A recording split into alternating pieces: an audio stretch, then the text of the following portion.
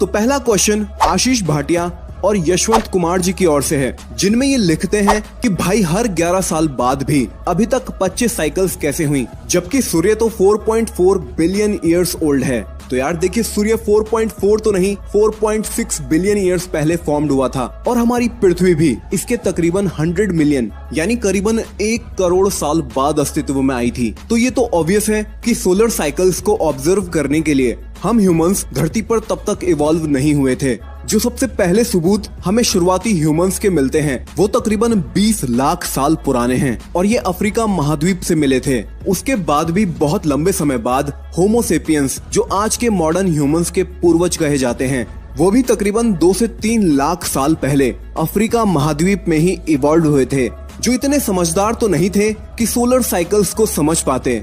सबसे पहली solar cycle के सबूत जो हमें मिलते हैं उसकी शुरुआत हुई थी फरवरी 1755 से और ये खत्म हुई थी जून 1766 को। ये तकरीबन 11.3 सालों तक चली थी। सोलर साइकिल 1 को डिस्कवर्ड किया था जोहान रुडोल्फ वुल्फ ने, जो कि एक स्विस खगोल शास्त्री और मैथमेटिशियन थे और सन स्पॉट्स की खोजों को लेकर ज्यादा मशहूर थे। और तब से ही इन सोलर साइकिल्स को एस्ट्रोनॉमर ऑब्जर्व करते आ रहे हैं, जिनकी संख्या आज 25 हो चुकी है। इन तमाम 25 सोलर साइकिल्स का रिकॉर्ड आप यहाँ देख सकते हैं, जिसमें 1 से 25 सोलर साइकिल्स कब शुरू हुई, कब खत्म हुई, कितने सन स्पॉट्स मैक्सिमम और मिनिमम दिखाई दिए, वो सब आपको इस लिस्ट में दिख जाएंगे। इसका विकिपीडिया लिंक मैंने आपको नीचे डिस्क्रिप्शन में प्रोवाइड करा दिया है, आप चाहें तो वहाँ से भी देख सकते हैं।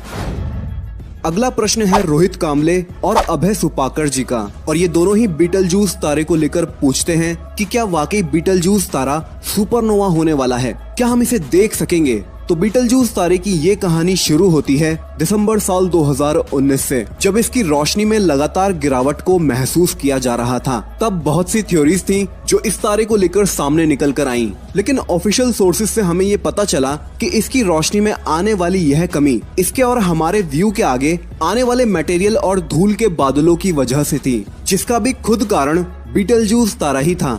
अब क्योंकि ये एक रेड जायंट स्टार है और मरने के बेहद करीब है, और अक्सर ही ये देखा गया है कि ये लाल विशालकाय तारे अपने आखिरी समय में मटेरियल को बेहद ज्यादा इजेक्ट करते हैं, जो ठंडा होकर अक्सर इनके आगे जमा हो जाता है और इनके प्रकाश को डिम कर देता है, जिसके चलते ऑब्जर्वर को ये तारे डिम नजर आते हैं। और ऐसा ही कुछ बीटलजूस के साथ भी हुआ, जिसकी ऑफिशियल कंफर्मेशन को अभी हाल ही में रिलीज किया गया है, जिसका लिंक भी मैंने आपको नीचे डिस्क्रिप्शन में दिया हुआ है, आप चाहें तो पढ़ सकते हैं। और रही बात इसके सुपरनोवा होने की, तो जी हाँ, ये तारा कभी भी सुपरनोवा हो सकता है। इसकी कोई सटीक तारीख बता पाना तो अभी संभव नहीं है, क्योंकि खगोल वैज्ञानिकों के अनुसार ये आज भी सुपरनोवा हो सकता है और आने वाले 1 लाख साल बाद भी। और इसके सुपरनोवा होने पर आप इसे बेशक देख पाएंगे।